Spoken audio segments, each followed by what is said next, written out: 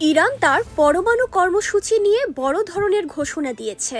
দেশটি জানিয়েছে, আন্তর্জাতিক আইন অনুযায়ী তাদের পরমাণু জ্বালানি চক্র পরিচালনার পূর্ণ অধিকার রয়েছে। সম্প্রতি ওমানে ইরান যুক্তরাষ্ট্রের নির্ধারিত চতুর্থ দফার পরোক্ষ আলোচনা হঠাৎ করে স্থগিত হওয়ার পরপরই ইরান এই ঘোষণা দেয়।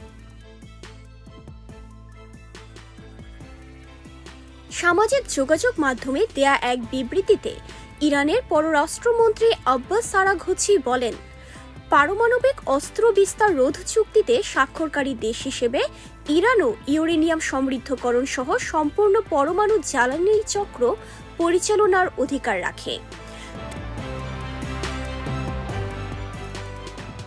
তিনি বলেন, আমরা পরমাণু অস্ত্র তৈরি করছি না, তবুও আমাদের শান্তিপূর্ণ পরমাণু প্রযুক্তি ব্যবহারের অধিকার রয়েছে, যেমনটি অনেক এনপিটি স্বাক্ষরকারী দেশ করে থাকে।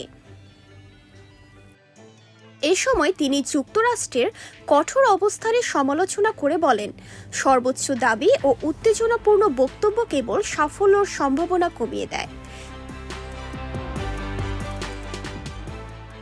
এর আগে যুক্তরাষ্ট্রের পররাষ্ট্রমন্ত্রী মার্কো রুবিও এক সাক্ষাৎকারে দাবি করেন, ইউরেনিয়াম সমৃদ্ধকরণ মূলত পারমাণবিক অস্ত্র তৈরির পথ, তবে বাস্তবে জার্মানি, জাপান ও ব্রাজিলের মতো দেশগুলো ইউরেনিয়াম সমৃদ্ধ করলেও তারা পারমাণবিক অস্ত্রধারী নয়।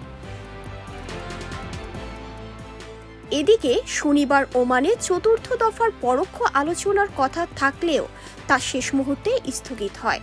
ওমানের পক্ষ থেকে বলা হয়েছে, লজিস্টিক কারণে আলোচনার সময় পিছিয়ে দেওয়া হয়েছে, তবে নতুন তারিখ এখনো নির্ধারিত হয়নি।